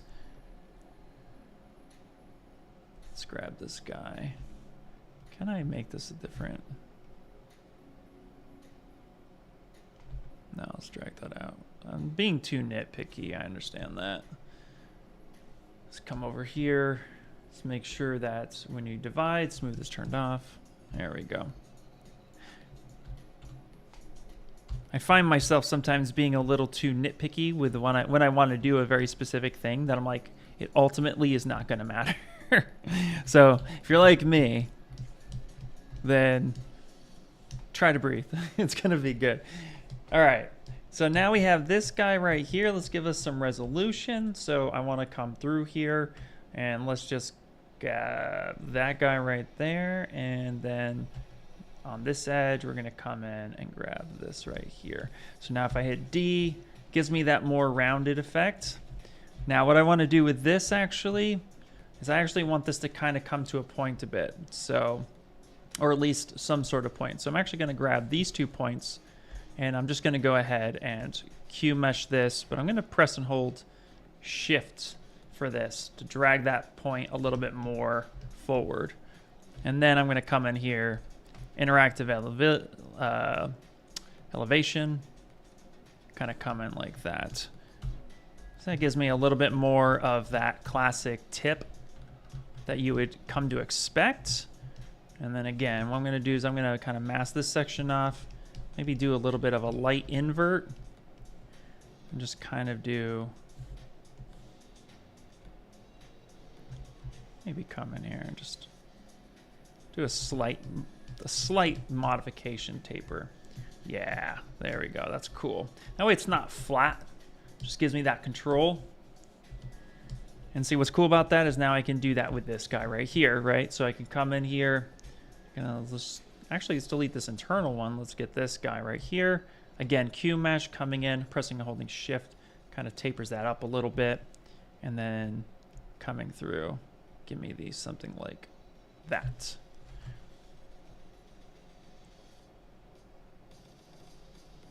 There we go. Now I have something like that. So it just gives me just a little bit more control with that function. Actually, let's actually come through here.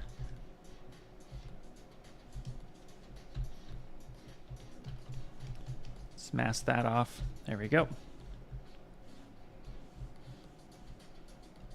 I'm gonna do deflate, shrink that. There we go. Yeah, there we go. Like it. I like it. Tap that. There we go. Looks a little bit more like a point. And then we can mirror and weld that on the x-axis without having that piece there. Cool. I'm happy with that. And if we want to, we can bring those in just a little bit closer. Just do another mirror and weld. Now that became one piece of geometry. Before, it was just single-sided. But because we crossed over, we mirror and weld, that now is one piece. Now this is one piece. It's a lot easier to work with. And so now we have the 2 pieces of the side. So yeah, let's hit save. Oh, so yeah, side. Yeah, so we'll call this side base mesh. Perfect. Yeah, the newly updated anchors are gonna be sweet. I know, Anthony, it's gonna be so awesome. Love watching you work. It's pity you don't have more people around instead of the super channel. Thanks, man. I really appreciate that. Yeah, well, that, you know, I love what I do, and for me personally, it's like if one person was watching or if a million people are watching, I just love being able to showcase what I can and spread the knowledge as much as I can. So, dude, thank you for the kind words. Seriously, if there's anybody new here, just please hit that like, subscribe, all that good stuff. I do this every Wednesday for the most part, and I have so much fun doing it. It's a lot of fun. So thanks, man. I really appreciate that. All right, here's what we're gonna do now is that we're gonna give us a little bit of a flare on this piece. So I'm actually going to come through here. Let's turn this off, and let's actually come in this section. So here I'm actually gonna just mask this section off, set this in the center, and then I'm just going to push this out. So then that kind of flares a bit. I'm gonna invert, and I'm gonna push this in a little bit. So this kind of now has a little bit more of a taper to it. Say something like that. There we go. Now, depending on what your goals are, if you really want this to be a single solid piece, we could end up doing that, but for the blockout purpose and to save myself a little bit of headache, I'm not going to do that right now. Doesn't mean you can't. It's just ultimately right now, I'm going to keep them the 2 pieces because I think it's going to ultimately benefit having these separate, and I can always add in like some wrapping and stuff. Like a little cross hatch and then the wrapping if I choose to. So that could be a lot of fun. What I am going to do here though is I'm going to kind of come up in this section and make this go above and make this go below. like that. And then I'm going to insert some topology here. In fact, actually, yeah, let's do this. Yeah, that should be fine. There we go. That looks a little bit more, that's a little bit nicer. You can always add a few more. Yeah, that bows out a little bit more. I like that. And then from here, let's just add some edges in this area. Let's maybe add like an edge here and an edge here. So this becomes like a sharper fall off, like that. Maybe that's where the initial wraps end. We'll play. And then let's do the same thing down here. We're gonna create a cap, much like what we did earlier, but I still want to have this edge loop here to kind of support that. There we go. Oh, thank you, Bill. Dude, thank you so much. Much appreciate that. All right. So now, what are we at? We're at 1138. Okay, great. So now what we can do is, if we want the same exact wrap, this is what's fun about ZBrush. let's just steal it. Let's steal what we got. So let's come in here and let's actually grab, where do we put our full nunchuck? There it is, right there. All right, great. So actually, let me do this. I'm gonna copy this tool in particular. I'm gonna paste this tool in. So this looks like that. Let's grab this in here. This is just a merged version of what we were going for, right? But here, you know what? We can just take this part right here. Let's grab that, CNTRL Shift A. Yeah, perfect. Let's go ahead and modify topology and delete hidden. Awesome. And now that we have these stamped over here, I could just like grab a color from that one if I choose to. But wrap file size look to be more of a black wrapping, which is perfect. So I'm gonna grab this one, gonna inverse that. We're gonna split hidden. All right, so let's call this that white wrapping right there. Let's go to color. Let's go to fill that object. Beautiful. And then here on this wrap, we're gonna come in, let's do the same thing. And let's go ahead and add some thickness. Make it thick. There we go. Beautiful. Okay, let's also grab this guy right there. And let's split that cap. So let's call this the cap. There we go. Awesome. So we'll keep things a little bit more identical to each other. And now let's actually grab all of this. We're just gonna grab this and we're gonna shove this up here to the top. And we could do something like that if we would like, but we are gonna need to do like, we're gonna need to close this off a little bit. And I think we can do this, in a fun way. We can do this in kind of more of a brute force way. So let's actually kind of grab this as a darker color. Let's go ahead and fill that in. RGB, fill it. Guess this, well, we don't need it too. It's showing black, but I don't want it to be too dark. So let's actually kind of give this more of a silver look. Let's go fill that object, and we'll fill that object as well. There we go. Okay. And this cap actually on his looks to be a little bit longer.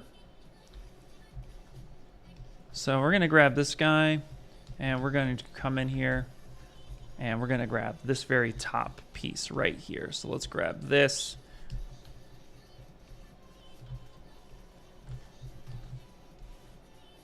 There, just like that, perfect. Just invert that, just using the gizmo to make that a bit longer. So we're just gonna modify this to fit our needs. In fact, let's delete this one and these, and let's do that. Keeps that a little bit even. Same thing with the internal architecture. There we go. Looks pretty good. I like it. It's close enough. Scale this up. Now, if we want to change the wrap shape itself, maybe this is a little bit too long. We could absolutely do that. I'm actually thinking of not doing that, actually. So I'm going to retract what I just said. We could do a thing, but I'm not going to do it. There we go. That's the answer. Okay, so let's go. Let's grab the Move Topological brush.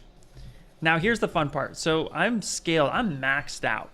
And I get this question a lot too, so actually it's cool we ran across this.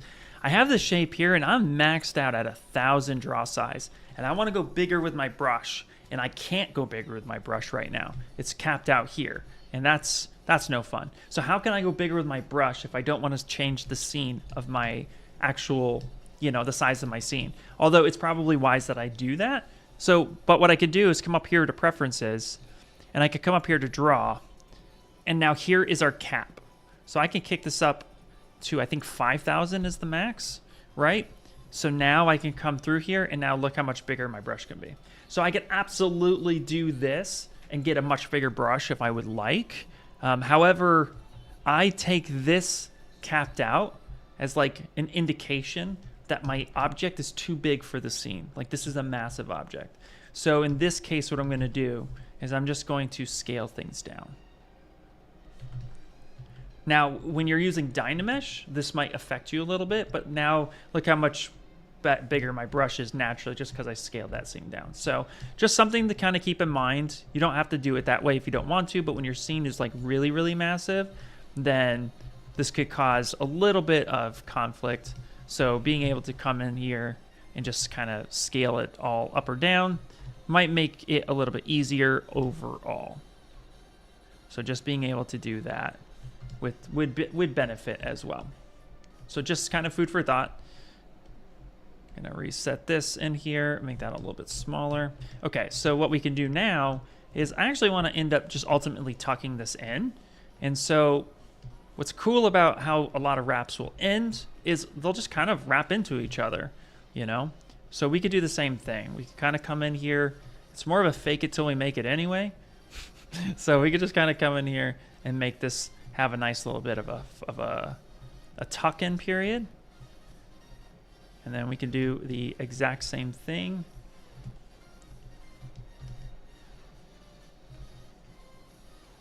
Oh, we got some interesting topology happening here. Okay, cool.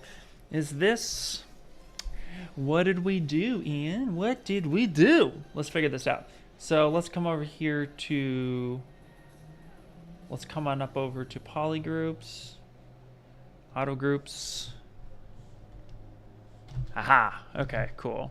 Just got a secondary mesh in there that didn't want to treat us very nicely, which means we probably have that in our other wrap as well.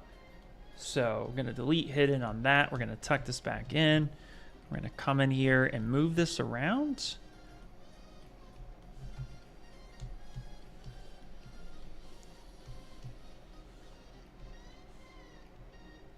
Okay.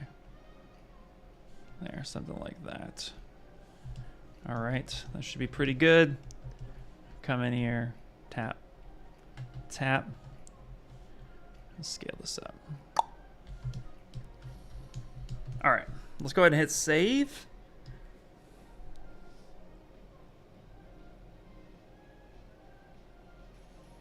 Oh, there you go. Yeah, that's a really cool one, Alpha Omega. Yeah, using the deformation as well and just scaling down. Absolutely. I love that. Yeah, no, that's absolutely correct. You can absolutely do that. It's a great way to do it. But whatchamacallit? If you want to do multiple at the same time, then the pizza box is kind of a good method for that. Or you could do like a transpose master as well. But no, that's a great way, especially if you're going for precision and you want. So yeah, agree with you. Hey, what's up, Mr. White? It's live. This is live. Is it Yurkin? YRKN? Yeah, this is live. I'm only gonna be live for a few more minutes. So I usually go from 10 to noon Pacific Standard Time every Wednesday. And it usually ends up just being a massive Q&A session, which is always fun. I personally love that. Okay, we're gonna do real quick is we're going to come in here, and I'm just now wanting to kind of shrink this down a little bit, make this come up to a little bit more of a point.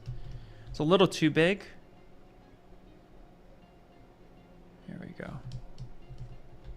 Yes, there we go. That looks cool. I love it.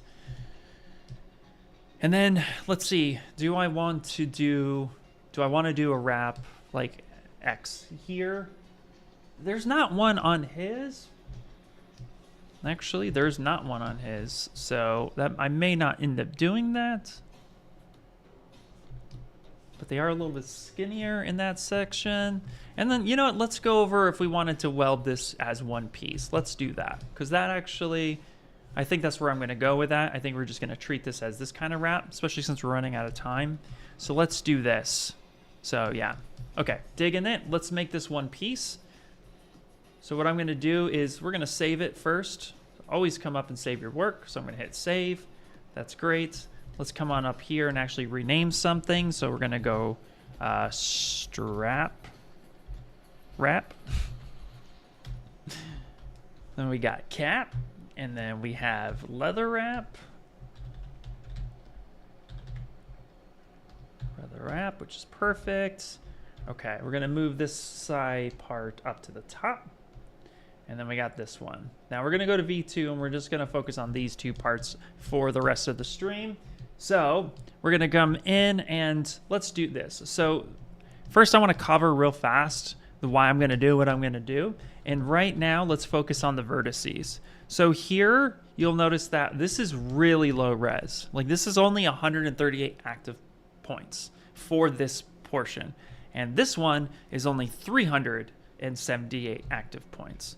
So this is quite low, both these pieces. So if I were to try to stitch these together, what will ultimately happen is that there might be points that ZBrush has to make up. And if they have to make that up, then you might not get the results that you want. I also love the way this falls off. So I want to preserve the shape of this as much as possible. So I'm going to subdivide first, make sure smooth is on, and apply the dynamic subdiv, which will give me a lot better results. And I'm going to delete lower. So now I have way more topology supporting the actual mesh that I want. And I can also from here come in, let's say with like the infinite move brush, and then come in and, you know, maybe make a change or something like that. Like maybe I want this to be a little bit more flared out. This angle's not quite what I want. So, right, so I can flare this out a little bit more and get that shape supported exactly how I want it. Come in here too. Again, if dynamic is on, I'll just apply it, and I'm gonna delete lower. So now when I merge these two items together, so I'm gonna come up here, merge down, you can see now that there are way more active points that I could use to do the stitching.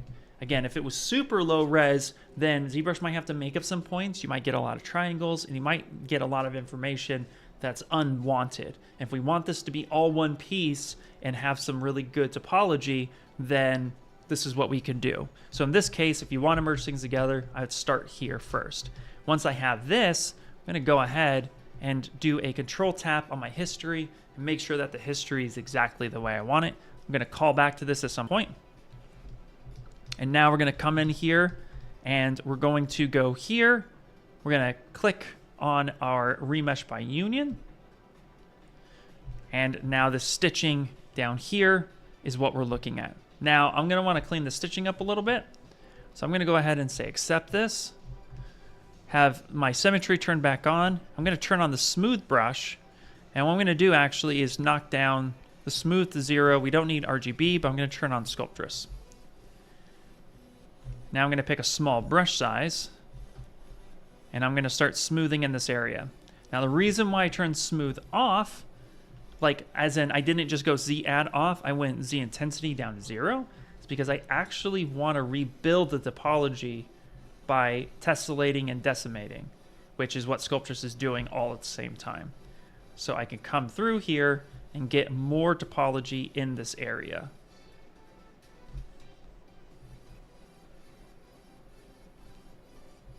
And I'm being a little bit overly cautious here by like putting a lot of topology here on these edges.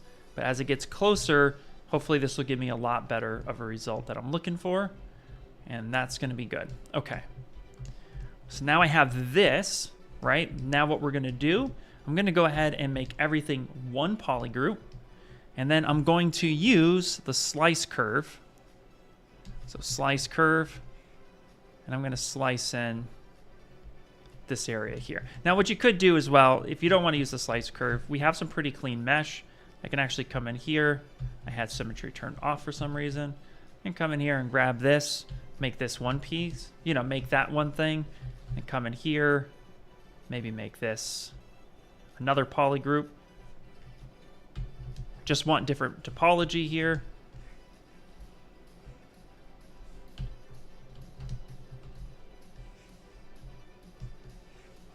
There we go. Perfect. So now I have contrasting polygroups for this. So now here, I'm just going to hit Save Next. Okay. And then now what I'm going to do, we're going to come up here. Now we want to pay attention to the 90,000 polys that we have. Or I'm sorry, 90,000 active points that we have. And so now what I can do is we can utilize some cool features. We can go over here to ZRemesher and we can come in here. Let's do key groups down to 0. Let's do adaptive size down to 0 because I don't want the quads to get big and small too drastically. I want some even topology. And then from here, we're going from 90,000, so 5,000 might be pretty good. So we'll go ahead and say ZRemesher, and we're going to make sure that, again, our symmetries turn on. What we could do also to save ourselves a favor is we can actually come up here and come up to transform and turn on the Z symmetry as well. So that this way it's going to look on the X side and it's going to look on the depth side. So then we might get some really nice quads and preserve this look here. So we're going to go ahead and back this up for a second and let's ZRemesh that.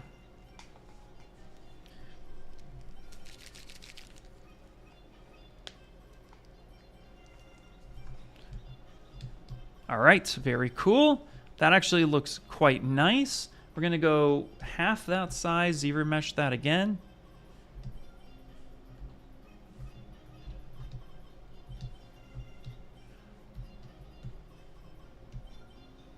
Encountered an error. Why did you encounter an error? So let's go 5. Let's go 4.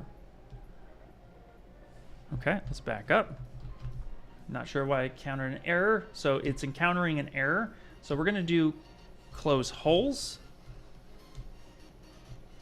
We're going to weld our points. There might be something I'm missing there. That's okay. So let's come back in. And actually, we can go mesh integrity. Let's check it. There are some edges that are causing conflict, so let's fix that. So anytime you have an error where something's not going exactly as you want, mesh integrity will save the day. And then let's go back to ZRemesher. Let's try this again. And let's see here. This is fun for sure. Going to be added to my weekly ZBrush watch. Yay, that's awesome.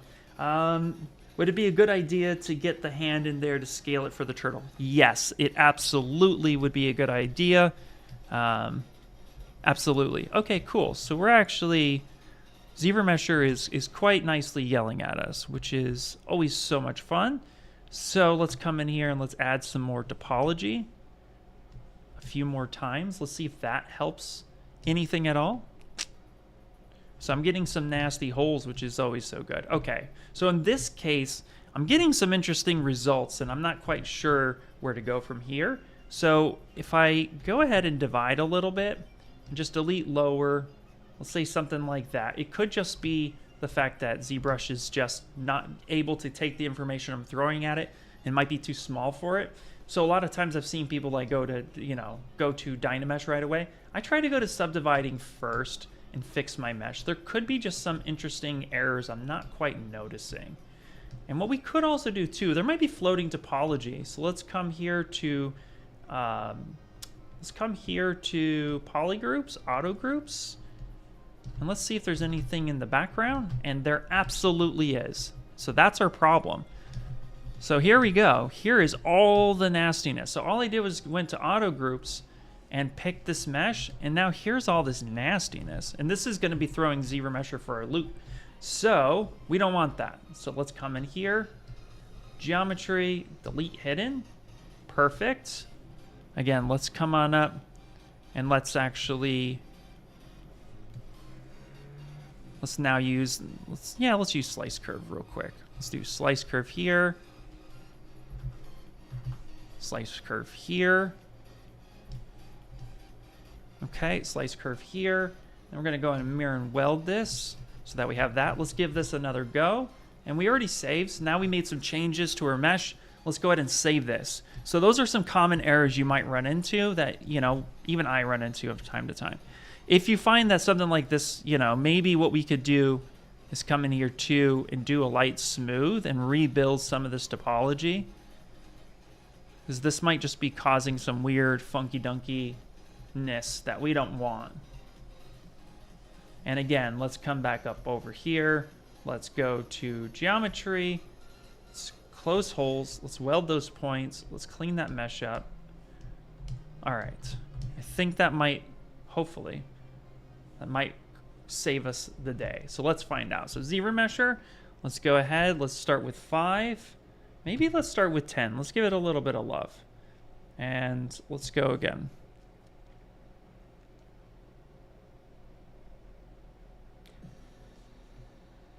Okay, there we go.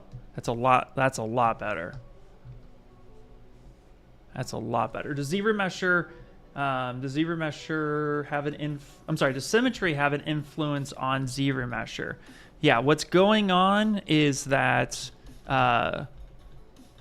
essentially what's happening is that ZBrush is trying to look at one side and make sure that the side is actually super clean and that it works really, really well.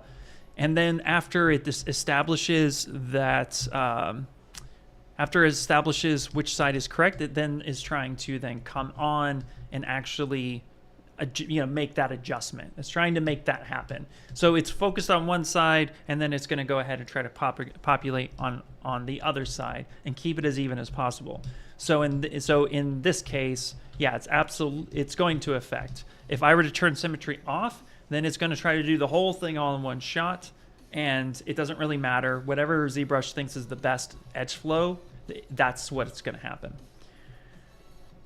Okay, so let's actually go half here, and let's do this again. There we go. So now my error went away. So now my mesh is a lot cleaner. Now, we don't want this too low. I see here that, like, we only have 17,000 active points. That's actually not a lot. So here we go. Okay. That welded quite nicely. Topology looks good. I'm happy with that. There's not too many crazy poles. Things seem to be wrapping around quite nicely. We could try to go half one more time. And since I had so many errors in trying to actually clean the mesh up a little bit, I'm actually not going to project history. So I'm just going to get rid of that marker because there's no need to do that. I am going to see if I can go a little bit lower. There we go. That looks a lot nicer. And that is really, really good. I'm liking that a lot. And if I hit, perfect. All right. So let's save that. Yeah, that looks really nice. I like that. And let's look at the top. The edges look really nice. Yep, topology is really good. So there you go. Okay, perfect. I can live with that, which is nice. Let's go back to V1. And let's turn the color back on. And we can actually fill that with a color. Perfect. All right. What's up, Chris? So I have nunchucks I've made now. Now I'm making a sai. So, yep. And actually, that's going to wrap up the stream. So we actually made 2 items today, which makes up for last week's, because last week I didn't make anything, but I also loved all the questions you guys brought. So I was so happy answering questions that we just turned into a massive Q&A, which I always love. So thank you guys for coming in and having such great questions and having interest in how we operate ZBrush on a daily basis. Is so awesome. Let's see here. I want to make sure before I leave that I answer all questions.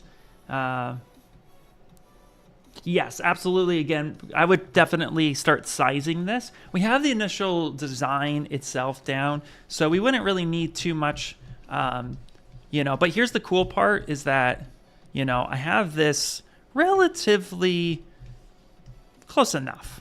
You know what I mean? Like, this turtle being here, I can scale this down a little bit and it's going to feel a little bit more natural. But yeah, get it into the character's hand as much as possible and make all final adjustments.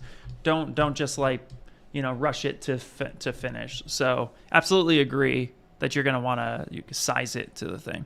Let's see here. That's what it looks like in metal. It's dope. It's dope. Okay. Let's see here.